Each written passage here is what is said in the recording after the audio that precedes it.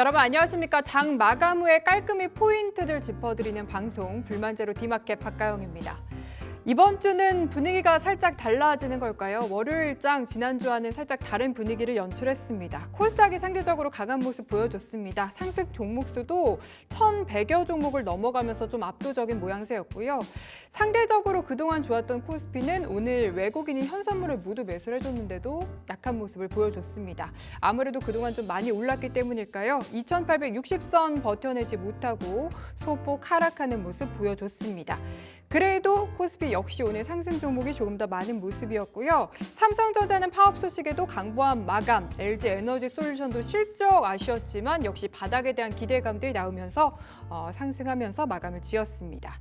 밸류업이나 CXL 같이 지난주에 좋았던 섹터는 오늘 좀 쉬어갔고요. 상반기에 주도했던 음식료나 화장품이 대신해서 다시 올라와주는 모습이었습니다. 그리고 수주 모멘텀 계속해서 받고 있는 조선이나 전선, 전력 관련주도 역시 오늘 좋은 모습이었습니다. 그리고 체코 원전 수주 발표가 지금 임박한 가운데 오늘 원전 섹터도 다시금 올라와 줬는데요. 이 내용은 잠시 뒤에 저희 깔끔하게 체크해 보도록 하겠습니다. 그리고 지난주에 혹시 떡 선물 받은 우리 시청자분들 계실까요? 이번 주에도 시청자 참여 이벤트 계속됩니다. 지금 보고 계신 화면을 캡처하거나 사진을 찍어서 문자 메시지로 보내주시면 되는데요. 응원 메시지도 함께 부탁드립니다. 100원의 정보 이용료가 드는 샵 9083번 9083으로 보내주시면 저희가 추첨을 통해서 떡 선물 보내드리도록 하겠습니다. 자, 그럼 오늘도 힘차게 출발해보죠. 불만제로 디마켓 지금 시작합니다.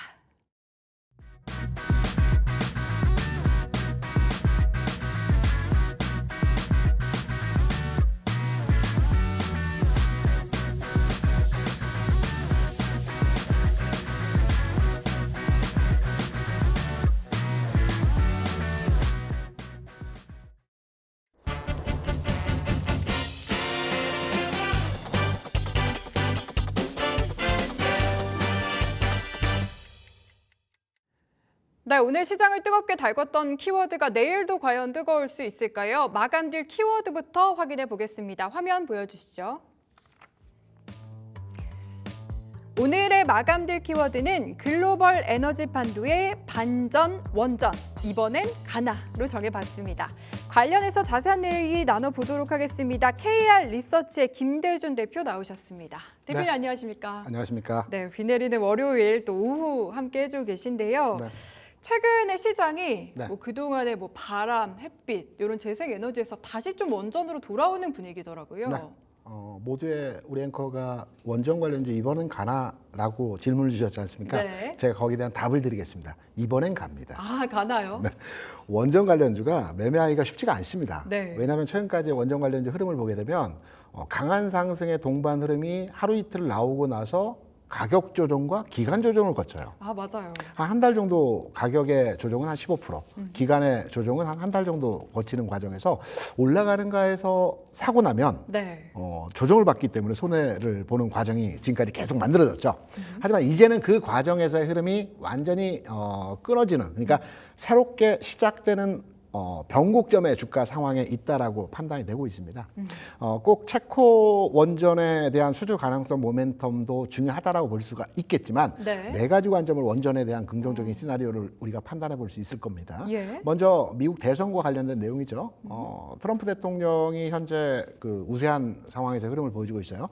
트럼프 대통령이 되게 되면 기존에 이제 파리 기후 협약 관련해서 미국이 탈퇴했다가 트럼프 탈퇴했다가 재가입을 했죠. 다시 가입했죠. 예. 재탈퇴를 한다라는 시장에서의 내용이 있습니다. 네. 그러면 여기서 부족한 전기 전력을 어떻게 충당하겠느냐. 원전에 대해서 긍정적으로 트럼프 대통령이 그 생각을 가지고 있고요.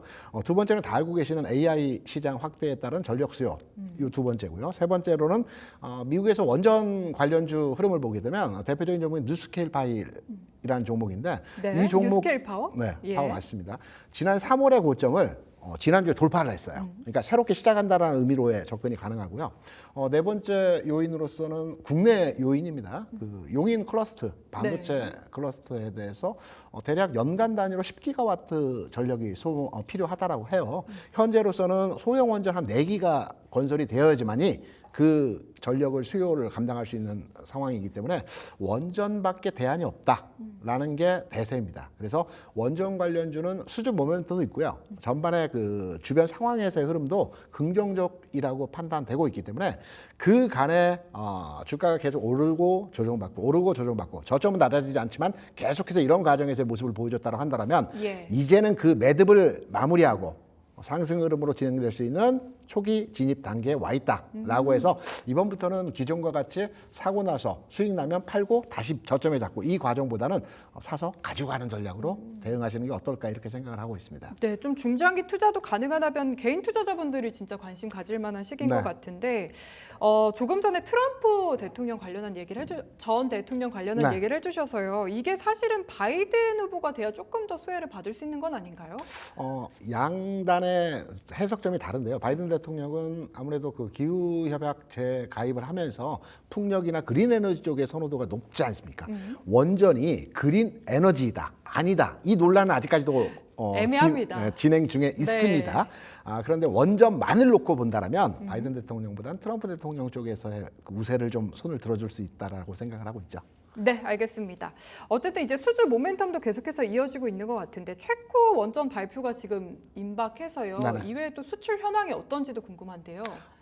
원전의 수출은 최초로 원전 수출을 했던 것이 2009년도였거든요. 네. 아랍에미레이트에 대략 한 26조, 그러니까 4기, 원전 한 기 한 8조 원 정도 하거든요. 네. 그래서 4기를 수출했고 원전 최초의 발주를 해서 완성까지 한 10년이 걸립니다. 2020년도에 완성했거든요.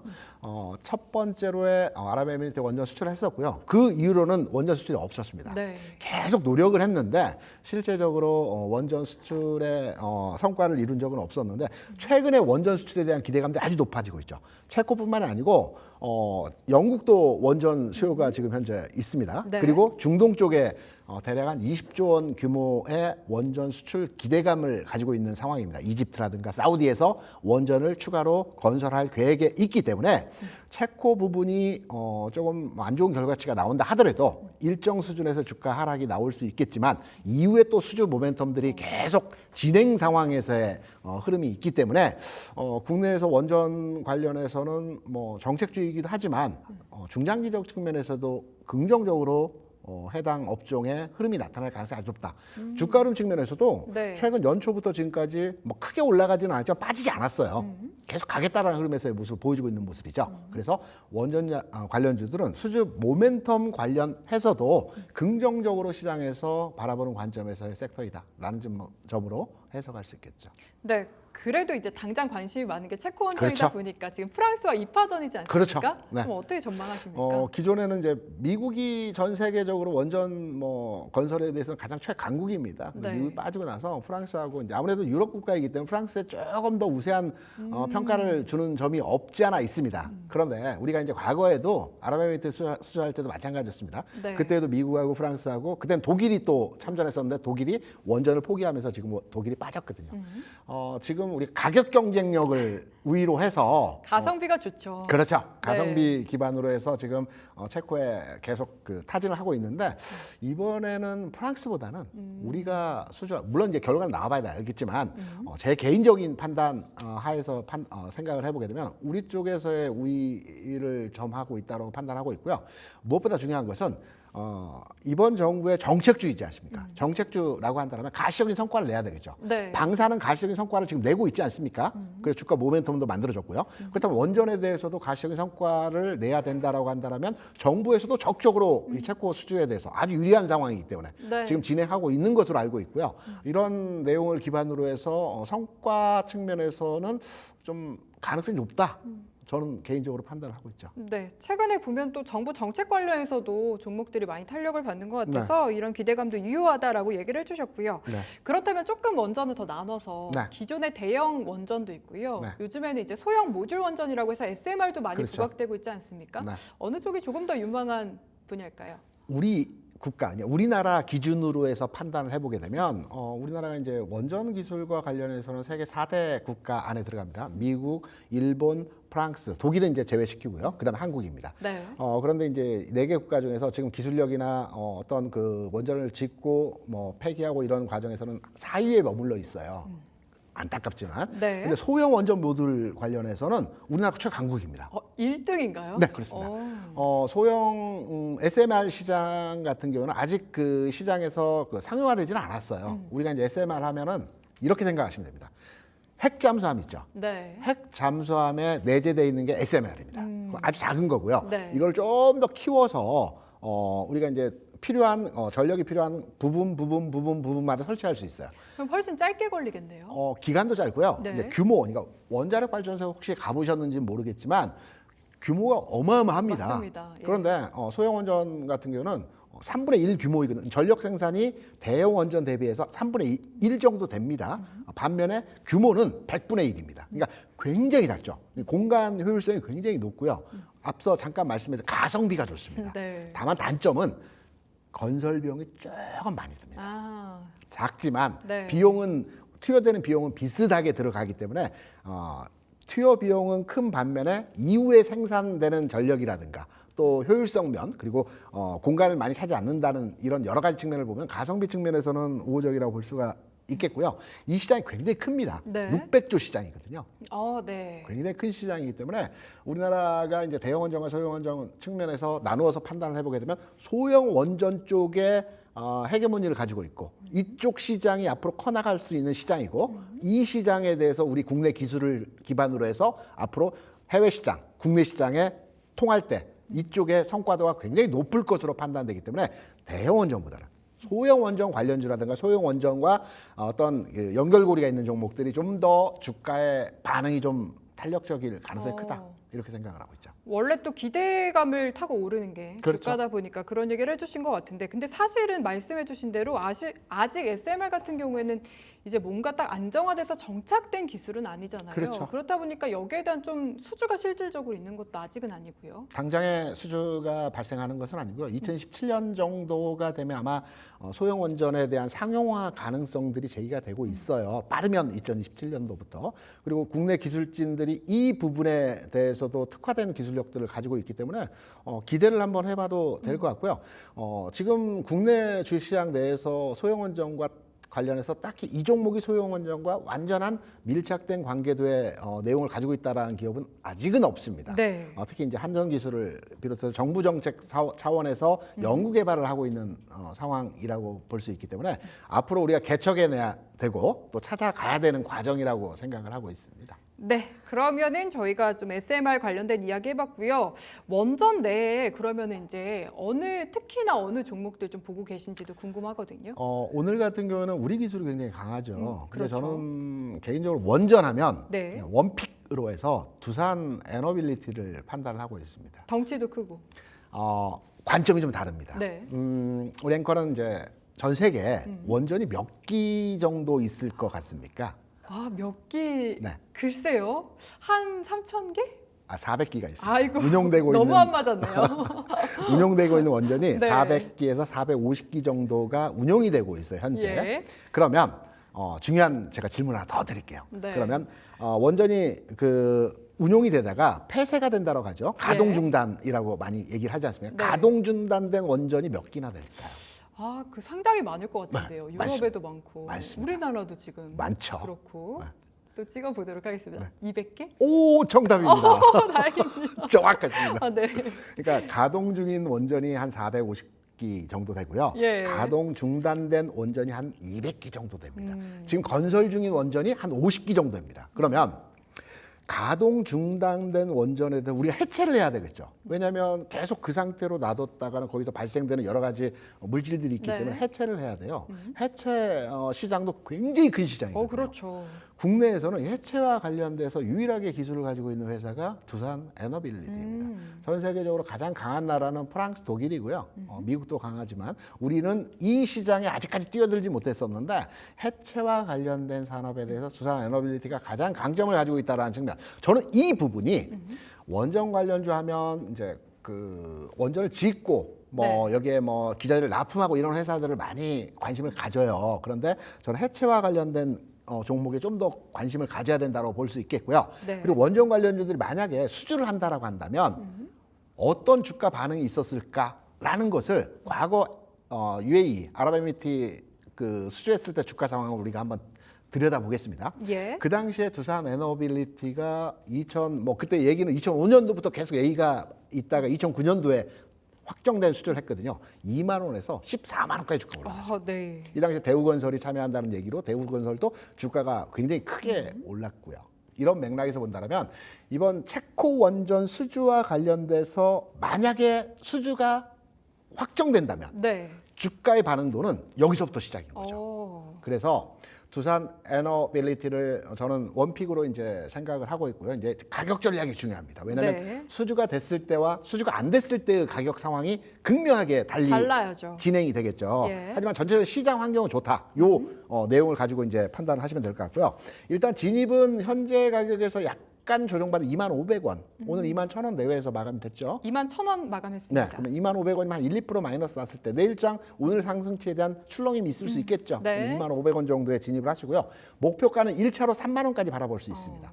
여기에 이제 수주 추가 얘기가 나오면 더 가겠죠. 네. 3만 원까지 목표가를 보시고요. 손절가가 굉장히 중요합니다. 왜냐하면 수주가 안 됐을 때의 상황도 있기 때문에 안 됐을 때는 내려갔다가 다시 올라갈 수 있거든요. 그러면 손절하고 다시 저점에 사는 게 필요하다고 볼 수 있습니다. 그래서 손절가는 제가 판단할 때 19,000원 정도 네. 판단해서 손절은 짧게 수익은 크게 가져가는 측면에서의 두산 에너빌리티 현 시점에서의 추세가 만들어지고 있다는 측면에서 관심을 가져볼 만한 지점에서의 원전 관련주입니다. 네. 그러면은 다른 종목들도 역시 체코 원전이 만약에 성사가 안 됐다면은 단기적으로는 좀 팔고 다시 들어가는 전략. 그렇죠. 유효하다. 환경은 좋습니다. 예. 그렇기 때문에 주가가 충격파에 의해서 주가 하락이 나오겠지만 하락 이후에 다시 재상승이 나오겠죠. 시간을 약간 두고 나서. 알겠습니다. 이 내용까지 저희 들어보도록 하겠습니다. 탑픽으로 두산 에너빌리티 제시를 해주셨고요. 지금까지 KR 리서치의 김대준 대표와 함께했습니다. 감사합니다. 고맙습니다. 네, 그럼 이어서 이제 오늘장에 어떤 종목들이 많이 오르고 또 많이 빠졌는지 급등락 종목들 체크해 보도록 하겠습니다. 김주영 캐스터와 함께하시죠. 안녕하세요. 마감딜 급등락의 김주영입니다. 오늘도 시세 분출이 나왔던 종목들 어떤 것들인지 궁금해 하실 것 같은데요. 같이 한번 정리해 보겠습니다. 10% 이상 급등했던 종목 5위 살펴보면요. 네, 5위 종목 케어랩스 올라왔습니다. 케어랩스의 자회사인 헬스케어 플랫폼 굿닥이 구글에서 출시한 병원 예약 서비스와 연동돼서 예약을 시작한다 이런 소식들이 나오면서 오늘 기대감이 작용했던 모습인데요. 장중에 한 25%까지 상승폭을 키웠다가 조금 줄여서 10% 강세로 마감을 했습니다. 4위 열어보겠습니다. 4위 에이프로젠 바이오로직스 올라왔습니다. 지난주 금요일 급등 종목에서도 정리해드리기도 했는데요. 모회사인 에이프로젠으로부터 1,000억 원 규모의 자금 조달이 된다라는 소식들의 기대감 계속해서 작용하는 그런 모습인데요. 600억 원 규모의 유상증자 또 400억 원 규모의 전환사채가 기대감을 모아갔습니다. 오늘 12% 넘는 강세 흐름으로 마감을 했습니다. 3위 열어보겠습니다. SMCNC 올라왔는데요. SM엔터테인먼트의 손자 회사죠. SMCNC 키스트 매각을 위한 매각 주관사로 딜로이트 안전이 선전됐다. 이런 소식들이 전해지면서 오늘 기대감 모아갔습니다. 특히 SM엔터테인먼트 같은 경우 SMCNC의 29%대 또 키스트의 28%대 지분을 보유하고 있는데 최근에 계속된 적자로 이 부분을 좀 해소하기 위한 절차로 보고 있다라고 시장은 분석을 하고 있습니다. 오늘 관련된 기대감으로 12% 강세 흐름 이어갔습니다. 2위 열어보겠습니다. 우리기술 올라왔는데요. 앞서서도 원전 관련해서 좀 정리를 해드렸었는데 오늘 원전 관련주들의 강세가 대단했습니다. 특히나 강하게 움직였던 게 우리기술인데요. 20% 급등을 했었고요. 또 체코 이 신규 원전 수주에 대한 기대감이 작용을 했습니다. 이달 중순에 우선 협상자 발표가 될 예정이다라는 소식들과 함께 기대감 작용하면서 급등했던 모습입니다. 1위 열어보겠습니다. 사조대림 올라왔는데요. 오늘 사조 그룹주들의 강세 굉장히 눈에 띄었습니다. 사조대림 상한가 기록을 했고요. 이 밖에 사조 시푸드도 상한가 기록을 했는데요. 펀더멘탈 대비해서 저평가되어 있다. 이런 하나증권의 리포트가 영향을 줬습니다. 최근에 이 인수했던 푸디스트를 미반영하더라도 영업이익 또 매출 같은 경우 전년 동기 대비해서 한 49%, 24% 증가할 것으로 추정이 된다. 이런 소식들이 강한 매수세를 이끌었습니다. 오늘 상한가 기록하면서 마감했습니다. 그럼 하락했던 종목들 어떤 것들인지 같이 확인해 보겠습니다. 5위 열어보면요. 동양생명 올라왔습니다. 앞서 이 동양생명 그리고 ABL 생명의 대주주인 중국 다자보험그룹 그리고 또 우리금융그룹이 주식 양수도 계약 양해각서를 좀 체결을 했었는데요. 특히 우리금융 같은 경우 앞서 좀 정리를 해드린 적도 있었는데 롯데 손해보험 입찰에 좀 본격적으로 나서다가 본입찰 참가하지 않겠다라는 입장들을 밝혔습니다. 그때 뭐 동양생명, ABL 생명 인수 전에는 적극적으로 나서겠다라는 입장을 밝혔는데요. 오늘 관련한 좀 이슈들이 있었고요. 다만 주가에는 기대감 반영되지 않으면서 6% 하락으로 마감을 했습니다. 4위는 STX 그린로직스 확인되고 있습니다. 글로벌 해상운임 지수 계속 상승한다 이런 소식들이 나올 때 강세의 흐름을 좀 보였었던 종목인데요. 단기 과열 종목 지정 예고를 좀 받으면서 영향을 받아갔습니다. 단일가 매매 될 수도 있다 이런 우려감이 작용을 했고요. 2일 지정 예고일부터 10일간 요건에 부합하면 단일가 매매로 전환이 되기 때문에 이 부분 유의해서 투자하시면 좋을 것 같습니다. 6% 약세 보였습니다. 3위 아바텍 올라왔습니다. 아바텍 같은 경우 LG 디스플레이가 시간 외에서 지분 일부 매각했다라는 보고서들의 영향을 받아갔는데요. 지난 3월 보고서에서는 LG 디스플레이 지분이 한 12.8%였는데 지분 보유 11.23%로 줄여나갔다라는 소식 나오면서 오늘 매도세 짙게 나왔습니다. 8% 약세로 마감했습니다. 2위 열어보겠습니다. SY스틸텍 올라왔습니다. 이 재건 테마주 최근에 강세 흐름이 좀 이어갔었는데요. 헝가리 총리의 우크라이나 방문이라던가 또 우크라이나 전쟁 빠른 시일 내에 종결시키겠다 이런 트럼프 전 대통령의 발언 등이 영향을 줬었습니다. SY스틸텍 당시에 강세 흐름 좀 이어갔었는데 오늘 매도세 크게 나오면서 8% 넘게 밀렸는데요. 다만 오늘 강세 흐름을 좀 보였던 건 SG입니다. SG 같은 경우 오늘 강세 흐름 보였지만 또 내일 같은 경우 추가 상장 소식이 있기 때문에 이 부분 유의해서 대응하시면 좋을 것 같습니다. 1위 열어보겠습니다.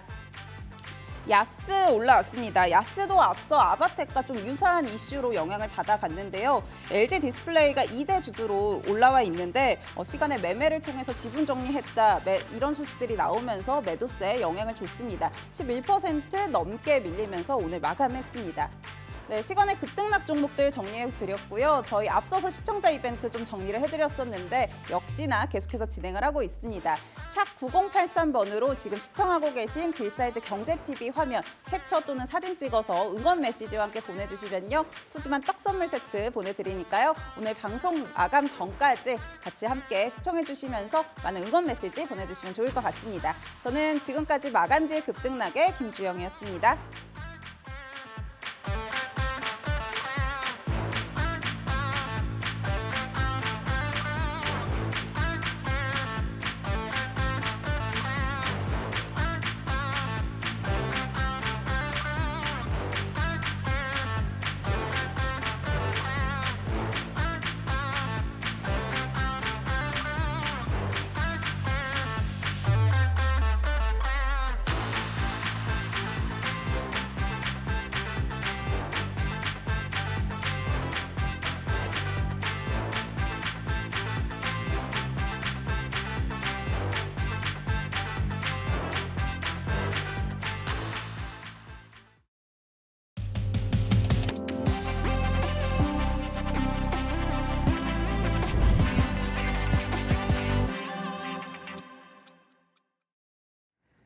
네, 시장에 잘 대응을 하려면 종목인 나무들도 잘 봐야 하지만 그보다 조금 더 시야를 넓혀서 숲을 바라봐야 할 때가 있죠. 오늘 저와 함께 이 산업의 숲을 거닐어 보겠습니다. 박가영의 산책 시작합니다. 오늘은 최근 테슬라의 급등을 두고 과연 이 훈풍이 국내 2차 전지주에도 불어올 수 있을지 2023년의 테슬라와 2024년의 테슬라를 비교한 리포트를 들고 와봤습니다. 2차 전지 올해 내내 차트를 보시면요. 코스피 대비 굉장히 부진한 수익률을 계속해서 보여주고 있었습니다. 상반기 내내 부진했고요. 6월, 7월로 갈수록 역상관관계라고 할 만큼 굉장히 괴리효를 보여주는 모습이었는데요. 하지만 그래도 이제 2차 전지주가 2분기에는 바닥을 찍고 반등이 나올 것이다라는 기대감도 조금씩 이어지고 있죠. 과연 이 흐름이 이어질 수 있을지 저희 오늘 함께 살펴보도록 하겠습니다. 먼저 테슬라의 주봉 차트 같이 봐보도록 하겠습니다. 테슬라 실적 발표를 했는데요. 기대보다 양호했던 실적에 더해서 이제 8월 8일 로보택시에 대한 기대감까지 나오면서 주봉 차트인데요. 주가가 굉장히 급등을 해줬습니다. 지난 한 주에만 27% 상승을 해주면서 8거래일 연속 상승이었고요. 이에 따라 연간 수익률도 플러스로 돌아선 모양새인데요. 하지만 이제 과거의 패턴을 보면은 이제 국내 배터리 업체들의 직접적인 실적 호조로 이어지는 요인이었을 때만 이 테슬라가 올라주는 모습이었고 그 외에는 주가가 연동되지 않았다라는 내용이 있었거든요. 같이 좀 살펴보도록 하겠습니다. 2023년으로 시계를 좀 되돌려 보도록 하겠습니다. 당시 1월 말에 테슬라가 실적 발표를 했습니다. 역시나 당시에도 전기차 캐즘에 대한 이야기는 계속 있었고 1분기 실적 역시 기대치를 하회하는 조금 부진한 성적을 발표를 했는데요. 그럼에도 불구하고 테슬라의 주가가 좋았습니다. 이유는 바로 연간 인도대수 성장 가이던스를 무려 플러스 30% 이상 제시를 했기 때문인데요.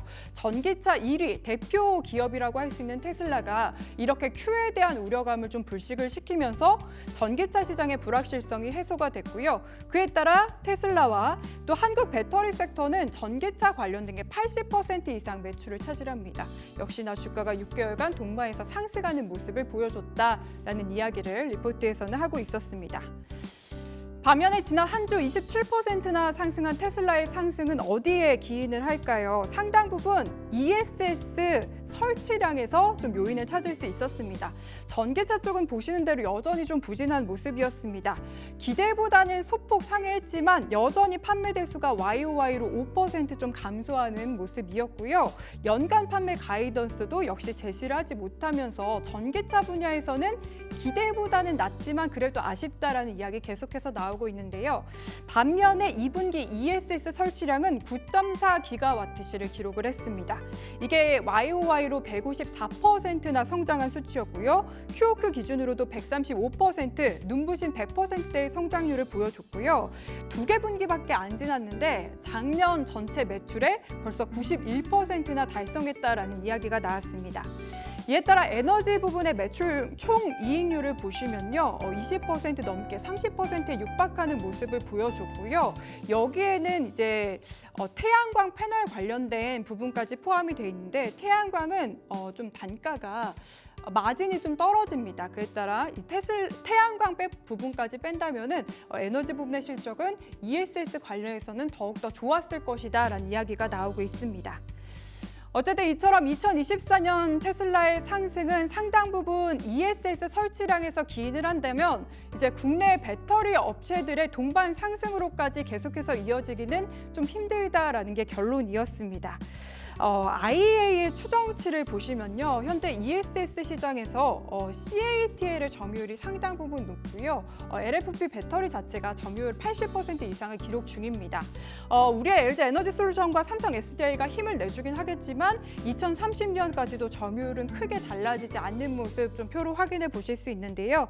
현재 테슬라의 ESS 역시 중국산 LFP 배터리를 사용 중이죠. 이런 점들 좀 참고하고 기억하시면서 투자 포인트로 삼아주시면 좋을 것 같습니다. 지금까지 박가영의 산책이었습니다. 네, 이어서 현재 이 시간 투자자분들이 가장 많이 관심을 갖고 있을 만한 시간의 단일가 매매에 대해서 좀 살펴보도록 하겠습니다. 오늘은 AJ 인베스트먼트의 이재규 대표와 함께합니다. 대표님 안녕하십니까? 안녕하세요. 네, 시간의 거래가 이제 4시부터 출발을 했습니다. 현재 어떤 종목들이 좀 눈에 띄고 있을까요?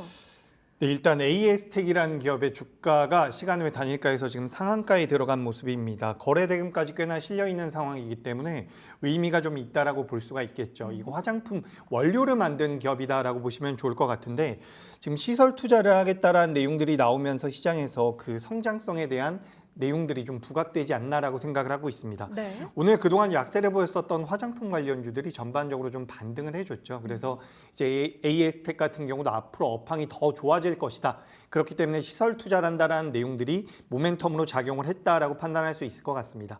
그래서 이제 화장품 관련주들 같은 경우는 며칠 동안 좀 조정을 받았는데 오늘 다시 한번 재차 상승을 하면서 시장의 주도 섹터로 들어오지는 않을까라는 기대감이 좀 있습니다. 네. 다만 개인적으로는 이제 우리가 1, 2분기 때 화장품 관련주들이 많이 올라왔기 때문에 무조건 올라간다라는 관점보다는 뭐 수익이 많이 나고 있다라고 한다면 차익 실현도 어느 정도 좀 하시는 게 좋지 않을까라는 말씀을 드리고 네. 만약에 신규 매수로 접근을 해본다라고 한다면 너무 공격적이진 않았으면 좋겠다라는 그런 의견 드려보도록 하겠습니다. 네.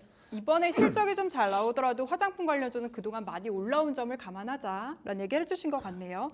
종목 하나 더 살펴볼까요? 이어서. 네, 이번에는 네오셈이라는 기업이 시간의 단일가에서 거래가 좀 붙고 있습니다. 네. 이 기업 같은 경우는 CXL과 관련되어 있는 기업이죠. 그래서 네. 시장에서 이제 뭐 HBM 다음에는 CXL이 부각이 될 것이다라고 해서 뭐 네오셈이라든지 오킨스전자 그리고 엑시콘 같은 기업들의 주가 변동성이 잘 나오고 있는데 아직까지 제가 봤을 때는 조금은 요원한 부분이 있지 않나 기간적으로 이제 시차가 있지 않나라고 생각을 하고 있습니다. 그렇기 때문에 반도체와 관련되어 있는 종목군들 같은 경우는 오히려 레거시와 관련되어 있는 종목군들의 주가 흐름이 좀 더 안정적으로 나올 가능성이 높다라는 말씀을 드리면서 네. 네오셈이 오늘 이제 장중에는 하락을 했어요. 아랫꼬리가 길게 달린 부분은 매력적이지만 만약에 내일 한 번 더 상방으로 슈팅이 나온다라고 한다면 저는 이 역시 너무 공격적인 스탠스보다는 차익 실현을 어느 정도 하는 관점으로 보시는 게 어떨까라는 말씀을 드려보고 싶습니다. CXL 자체에 조금 그러면 부정적인 의견이신 건가요? 부정적이라기보다는 네. 조금은 이제 테마성을 가지고 있다라고 저는 생각을 하고 있습니다. 물론 지금 삼성전자 쪽에서 강력하게 드라이브를 걸면서 관련되어 있는 종목군들의 변동성이 커지고 있는데 여기서 우리가 좀 생각해 볼 부분은 제가 앞서 말씀드렸던 것처럼 뭐 원익 IPS라든지 뭐 한솔케미칼 같이 우리가 그동안 많이 오르지 못했었던 레거시와 관련되어 있는 반도체 관련주들 같은 경우는 실적과 그러니까 매출과 영업이익이 잘 나오고 있는 상황입니다. 네. 그래서 우리가 반도체 쪽으로 접근을 한다라고 한다면 실적이 잘 나오는 기업들, 실적이 잘 나오고 있음에도 불구하고 못 올라온 기업들이 있기 때문에 상대적으로 그런 종목들이 좀 더 안정적이지 않을까 이렇게 의견을 드리고 싶습니다. 다만 변동성을 노려본다라고 한다면 뭐 네오셈을 비롯한 CXL 관련주들도 손절가만 잘 잡으면 저는 괜찮을 수 있다라는 의견 추가적으로 드리겠습니다. 네. 보면은 CXL은 그 섹터 내에서 종목이 좀 순환매가 나오더라고요. 대응하기가 좀 쉽지 않다라는 의견 그래서 주신 것 같고요. 다음으로 그러면 유리기판 쪽은 어떻게 보실지도 궁금한데요. 램테크놀로지도 지금 보이거든요. 네, 램테크놀로지 저도 한번 보도록 하겠습니다. 네. 램테크놀로지가 2% 정도 지금 상승을 하고 있는데 현재 주가의 흐름을 놓고 보자면 굉장히 견고하게 나오고 있습니다. 혹시 제 화면이 보이겠죠? 지금 네. 보이고 있는데 램테크놀로지 같은 경우는 강하게 갭상승 이후에 주가 흐름이 상방으로 좀 나오다가 최근 이제 4거래일 오늘 제외하고 4거래일째 음봉이 좀 나왔었거든요. 근데 그런 과정에서 위아래로 이 변동성이 굉장히 컸습니다. 네. 하지만 오늘은 양봉이 장후반부에 나오면서 양봉 마무리가 되면서 내일에 대한 기대감이 굉장히 크게 좀 부각이 될 가능성이 있다. 그래서 지금 시간의 단일가에서도 좀 올라오고 있는 부분인데 네. 만약에 이런 식으로 장후반까지 이 상승분이 유지가 된다라고 한다면 저는 내일 이 램테크놀로지 같은 경우는 좋은 주가 흐름을 보일 가능성이 높다라는 말씀을 드립니다. 예. 만약에 램테크놀로지가 종가까지 그러니까 시간의 단일가 종가는 6시죠. 6시까지 강세를 보인다라고 한다면 내일까지 봤을 때 약 6,500원대까지는 열려 있다라고 말씀을 드리고 싶습니다. 오. 그래서 단기적으로 좀 시세가 나올 수 있지 않을까라는 의견을 드리고 싶고요. 네. 만약에 종가 기준으로 그러니까 시간의 단일가 6시에 만약에 마이너스 전환이 된다라고 한다면 내일 시초가 공략은 좀 보류하시는 게 어떨까? 이렇게 의견 드립니다. 네. 그리고 이제 시간의 단일가 종목 중에서 제가 경창산업이라는 기업이 좀 눈에 들어와서 진짜 거래량이 많죠. 예, 경창산업이 이제 굉장히 가파르게 올라왔다가 지금 시간의 단일가에도 거래가 붙고 있는데 이 기업 같은 경우는 급가속 제어 장치와 관련되어 있는 기업입니다. 최근 시청에서 좀 안 좋은 사고가 있었죠. 그래서 네. 거기와 관련돼서 이 시장에 좀 부각이 되고 있는 것 같은데 우리가 자동차 부품주들 같은 경우는 대체적으로 이제 기업의 실적이 잘 나오는 경우가 많습니다. 그래서 기업의 실적을 기반으로 하고 있다라고 한다면 경창산업 같은 경우는 지금 제가 실적을 잠깐 보면서 말씀드려보도록 하겠습니다. 네. 현재 시가총액이 1,000억대 기업이고요. 영업이익 기준으로 200억 정도가 나온다라고 한다면 우리가 고평가되어 있다라고 볼 수가 없는 부분이거든요. 그래서 이런 기업들 같은 경우는 우리가 테마성을 가지고 접근한다라고 하더라도 재무적인 부분에서 어느 정도의 메리트를 가져갈 수가 있기 때문에 상대적으로 좀 안정성도 보유하고 있지 않나라고 생각이 되고 있습니다. 그래서 이 경창산업 같은 경우는 오늘 시간 외에서 공략하자라고 말씀드리긴 좀 어렵지만 네. 내일부터 이제 주 후반까지는 어느 정도 시세가 연속적으로 나올 가능성이 있다라는 말씀을 드리고 싶습니다. 그래서 오늘 저점대 있죠. 오늘 저점이 마이너스 5.93%까지 밀리다가 아래 꼬리가 좀 달렸는데 오늘 저가가 얼마냐면 3,015원입니다. 그래서 이 3,015원을 이탈하지 않는다면 단기적으로 이제 상방 시세가 나올 가능성이 높다라고 보니까 이런 부분들 경창산업에 대해서 관심 가져보시면 될 것 같습니다. 네, 지난주 급등이 나왔지만 이제 추가적인 상승 기대해봐도 좋다. 경창산업 살펴봤습니다. 그리고 또 눈에 띄는 게 이제 뭐 우리기술이나 두산에너빌리티 원전 관련주들 좀 보이네요. 네, 원전 관련주 굉장히 좋죠. 그러니까 우리가 지금 체코 쪽에서 원전과 관련되어 있는 수주 소식이 나올 수 있다라는 기대감이 있었거든요. 6월 말에서 7월 초쯤에 관련되어 있는 내용들이 이제 결정이 될 것이다라는 부분들이 있었기 때문에 지금 이제 7월 초가 막 지나가고 있는 과정에서 체코 원전 쪽에 대한 모멘텀들이 우리나라 원전 관련주들에 좀 붙고 있는 것 같습니다.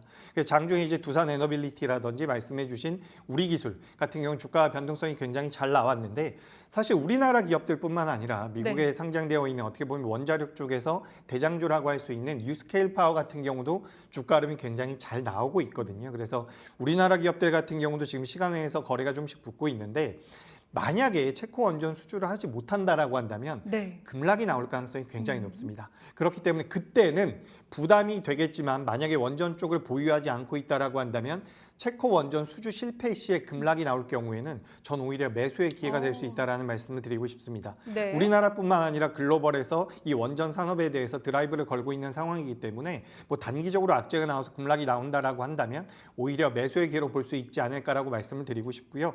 현재 지금 뭐 체코 수주에 관련되어 있는 내용들도 시장에서 많이 이야기가 되고 있지만 우리가 경쟁하고 있는 프랑스보다 이 발전 원가 그러니까 원자력을 건설하는 데 들어가는 비용 자체가 우리나라가 거의 절반 수준이라고 합니다. 네. 그렇기 때문에 우리나라가 경쟁력이 있다라는 부분 한번 말씀드리면서 만약에 잘 진행이 돼서 주가가 올라가면 좋은 거고 만약에 잘 진행이 되지 않아서 주가가 급락이 나온다라고 한다면 이 원전 쪽에 대한 산업 성장에 대한 모멘텀들을 가져가면서 저가 매수의 기회가 될 수 있지 않을까라는 그런 의견 드리겠습니다. 네, 또 우리는 또 공사 완공 기한도 굉장히 잘 맞춘다라는 그쵸. 얘기도 있죠. 그쵸. 이렇게 또 원전 관리해서 짚어주셨고요. 또 대표님 어떤 종목들 보고 있으실까요? 네, 일단 오늘 비만 당뇨 쪽에 관련되어 있는 종목군들의 변동성이 굉장히 크게 나왔습니다. 그래서 지금 보면 오랜만에 이제 펩트론이라든지 인벤티지랩 같은 경우는 시장에 많이 알려져 있었던 기업이고 네. 오늘 같은 경우는 이제 고바이오랩과 바이오니아가 또 이 비만 당뇨 쪽으로 좀 엮이면서 변동성이 나왔거든요. 그래서 지금 시간 외에서도 어느 정도 거래가 붙고 있는데 이렇게 좀 후발주자 같은 경우는 대장주와 주가가 연동되는 경우가 꽤나 있습니다. 네. 그렇기 때문에 너무 공격적인 스탠스보다는 뭐 펩트론이라든지 그동안 이끌어왔었던 삼천당 제약도 이제 비만 쪽으로 많이 엮이는 부분들이 그렇죠. 있거든요. 그래서 이런 종목군들이 많이 꺾이지 않는지 이 종목군들의 추이를 좀 보면서 오늘 변동성을 많이 키운 고바이오랩이나 바이오니아 체크해 보시면 도움이 되겠다라는 그런 의견 드리도록 하겠습니다. 네. 그리고 또 보이는 게 이제 음식료 관련주들도 최근에 좀 쉬다가 오늘 다시 올랐는데 시간외에서도 좀 보이는 모습이거든요. 네, 시간외에서 지금 음식료 관련 종목 중에서 많이 올라오는 건 없는 것 같아요. 예. 네, 거래 대금이 좀 붙고 있는 기업들은 있는 것 같은데 이제 음식료 관련주들 같은 경우는 우리나라 시장에서 저는 개인적으로 이제 시세가 좀 줄어들지 않을까라고 생각을 하고 있습니다. 오늘 사조그룹주들이 굉장히 좋은 모습을 보였는데 그동안 음식료 관련주들을 많이 이끌어왔었던 삼양식품이 네. 여기서 만약에 밀린다면 추세가 좀 꺾일 가능성이 있다라고 보고 있습니다. 물론 성장성이라든지 앞으로 숫자로 찍힐 매출과 영업이익은 기대가 되지만 주가라는 것이 그렇게 예상한 대로 흘러가지만은 않기 때문에 네. 저는 음식료 같은 경우 우리가 좀 경계할 필요가 있다라는 그런 의견 드리도록 하겠습니다. 그러면 뭐 비율 같이 역시나 좋았었던 미용 의료기기는 좀 어떻게 보고 계신가요? 네, 일단 미용 의료기기 같은 경우는 아직까지 시세가 식음료에 비해서는 강하게 나오지 않았다라고 생각을 하고 있습니다. 그래서 비올이라든지 관련되어 있는 종목군들은 다시 한번 뭐 JCS 케미칼 같은 경우도 시세가 나올 가능성이 높다라는 말씀을 드리고 지금 시장에 많이 알려지지 않은 그 뷰티 디바이스 쪽의 기업 중에서는 동국제약이라는 기업이 있습니다. 네. 이 기업 같은 경우도 앞으로 주가가 추가적인 실질적인 우상향의 가능성이 있다라고 보니까 동국제약도 이제 뷰티 디바이스 쪽에 대한 모멘텀이 가지고 있다라는 그런 말씀을 드려보도록 하겠습니다. 네. 그리고 또 보이는 종목들 한번 살펴볼까요? 네, 제가 시간이 네. 없는 줄 알았는데 계속 있네요, 시간이. 네, 좀 말씀을 더 드려보자면 네. 지금 뭐 ABL 바이오라든지 몇몇 제약 바이오 기업들이 반등을 해주고 있는데 예. 지금 제약 바이오 같은 경우는 추가적인 상승 가능성이 높다라고 보고 있습니다. 뭐 오늘은 살짝 쉬었잖아요. 예, 오늘은 예. 좀 살짝 쉬었는데 금리 인하에 대한 부분들 그리고 지금 우리나라 코스닥 같은 경우는 2차 전지라든지 제약 바이오 같은 성장주들이 네. 많이 위치하고 있거든요. 근데 우리나라 시장을 가만 보시면 7월 달에 성장주 쪽으로 자금이 좀 몰려오는 부분들이 있습니다. 근데 이제 제약 바이오 같은 경우는 전반적으로 우상향이 만들어져 있는 상황이기 때문에 네. 여기서 어느 정도 조정을 받는다라고 한다면 저는 오히려 매수의 기회가 될 수 있지 않을까라고 말씀을 드리고요. 제약 바이오로 만약에 공략한다라고 한다면 대장주의 성격을 가지고 있는 종목군들 위주로 보시는 게 맞겠다라는 말씀 드리도록 하겠습니다. 네. 저희 그 외에 또 어떤 종목들 살펴볼까 지금 보면요. 좀 거래량이 엄청 많지는 않은데 뭐 세명전기라든지 이런 전선 뭐 전기 관련주들도 좀 눈에 띄고 있습니다. 네, 저는 이제 상반기 때 1분기와 2분기 때 우리나라 시장에서 강세를 보였었던 식음료라든지 예. 뭐 화장품, 전력기기가 있었죠. 지금 전력기기는 지난주부터 좀 살아나고 있는 모습이고 오늘 같은 경우 화장품 관련주들도 많이 올라왔는데 전력기기 전 여전히 메리트가 있다라고 생각을 하고 있습니다. 네. 하지만 중요한 것은 올해 상반기 1분기와 2분기 때 많이 올라온 기업들 같은 경우는 손절가를 잘 잡고 매매를 하셔야 돼요. 그러니까 우리가 1, 2분기 때는 강세 종목군들이나 업종들이 눌림이 나왔을 땐 매수의 관점이었습니다. 네. 왜냐하면 다시 한번 올라갈 가능성이 굉장히 높았거든요.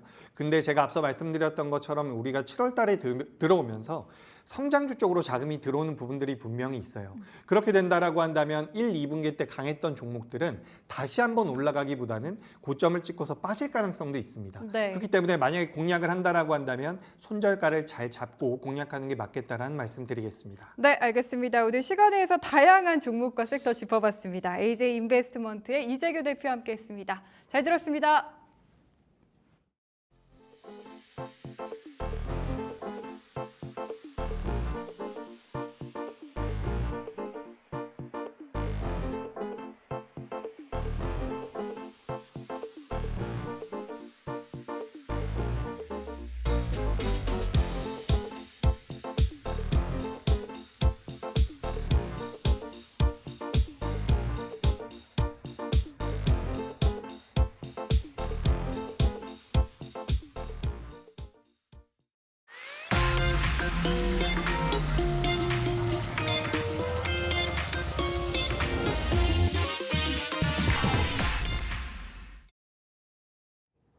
네, 저희 시간의 거래 시장까지 분위기 어떤지 살짝 짚어봤고요. 이제 내일은 어떤 이슈에 주목해야 할지 함께 내일의 장바구니 통해서 짚어보도록 하겠습니다.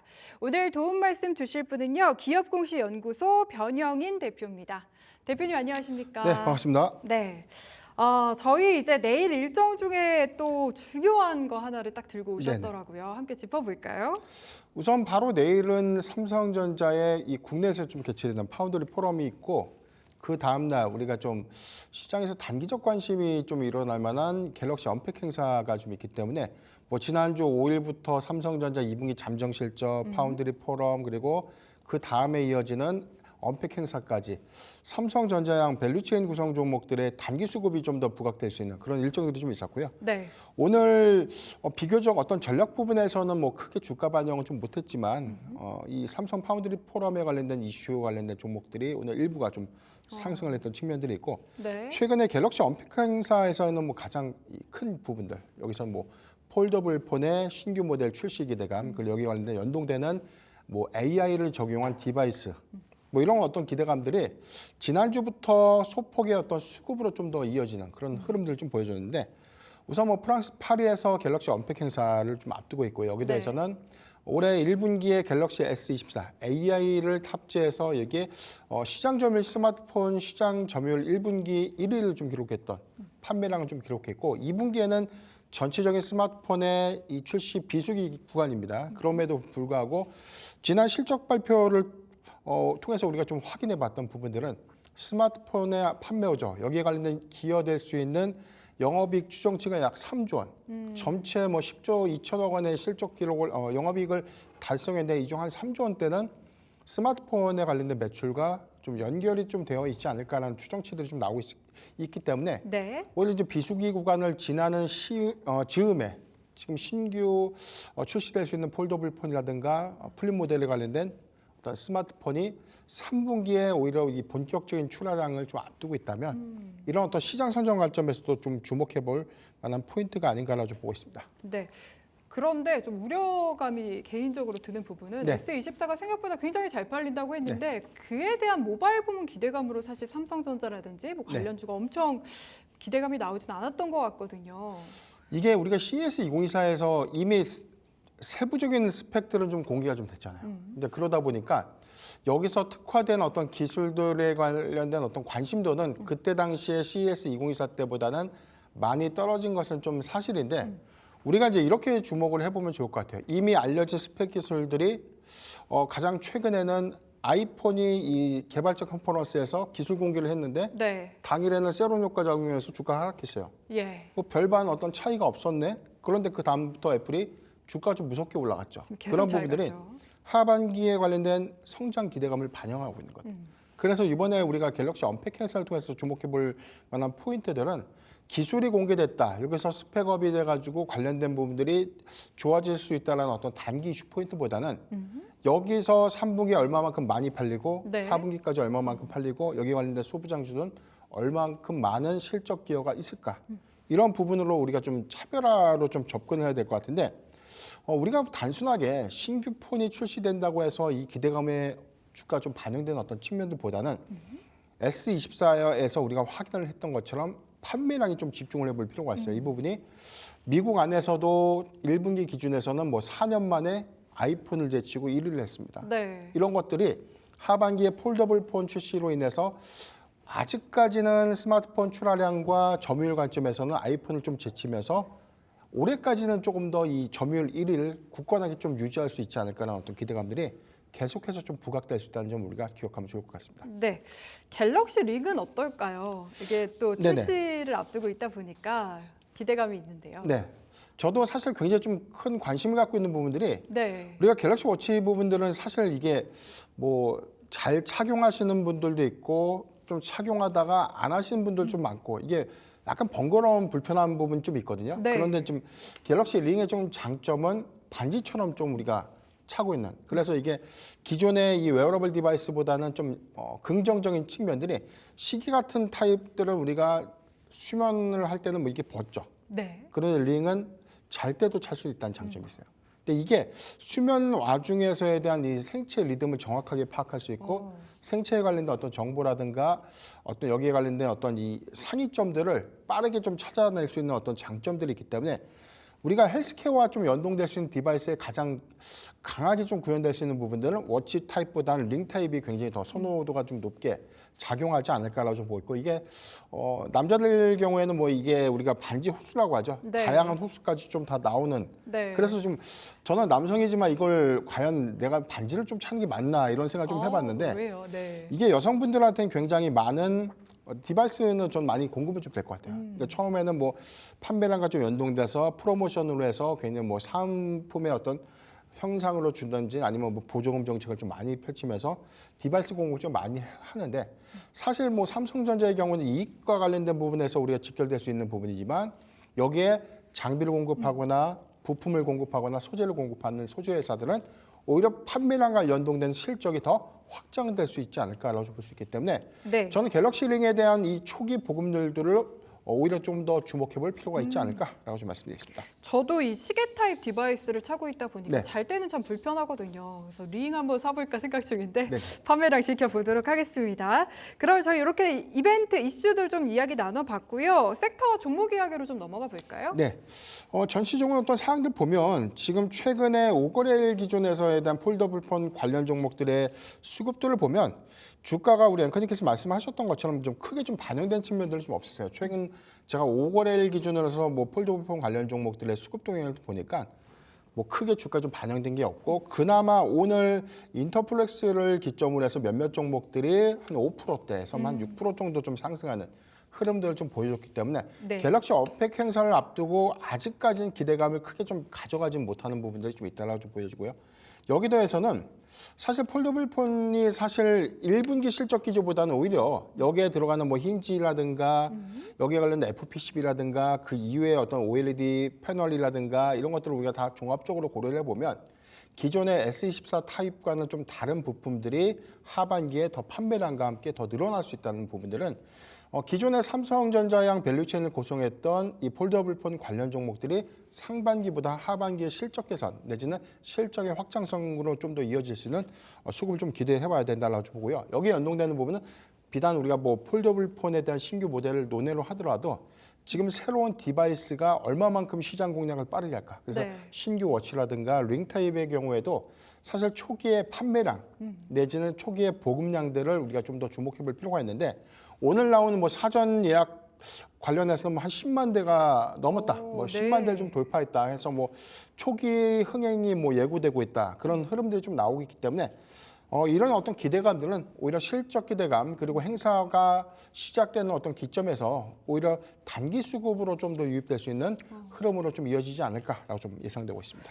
네, 저희 채팅창에도 보니까 이 갤럭시 링은 좀 관심들이 많으신 것 같네요. 그러면 저희 마지막으로 좀 종목, 어떤 종목 탑픽으로 선정해 주셨을까요? 예, 저는 인터플렉스를 준비를 했는데요. 지난 1월 30일 22,050원 52주 신고가 영역이었고 당시에 CS2024 출시 이후에 갤럭시 링 수혜 기대감들이 좀 반영되면서 이후에 고점을 형성했고 이후에 상승분을 좀 반납한 흐름들을 좀 보여줬어요. 이번에 출시될 수 있는 부분이 한 7월 중순경에 이 갤럭시 링이 좀 출시될 수 있는데 뭐 인터플렉스의 경우는 지금 FPCB를 좀 주력으로 하고 있기 때문에 디바이스만 적용되는 것이 아니라 폴더블 폰에 관련된 핵심 부품 수혜가 좀 예상될 수 있고 1분기 실적 기준을 보면 영업이익의 신장 효과들이 2분기에 좀 더 확장될 수 있고 이 부분은 상반기보다 하반기에 조금 더 집중될 수 있는 포인트를 우리가 주목하면 좋지 않을까라고 좀 보고 있기 때문에 네. 저는 목표가 일단 매수가 부분에서는 오늘 종가의 좀 상승폭이 좀 컸기 때문에 저는 한 16,500원, 16,500원 미만은 분할 매수가 가능하지 않을까라고 좀 보고요. 목표가 19,500원 그리고 손절가는 13,500원을 제시해 드리겠습니다. 네, 인터플렉스까지 저희 탑픽주로 살펴봤습니다. 기업공시연구소 변영인 대표와 함께했습니다. 잘 들었습니다. 네, 변동성이 많은 시장 여기에 영향을 주는 일정들 어떤 것들이 있을까요? 장바구니 일정에서 열어보겠습니다.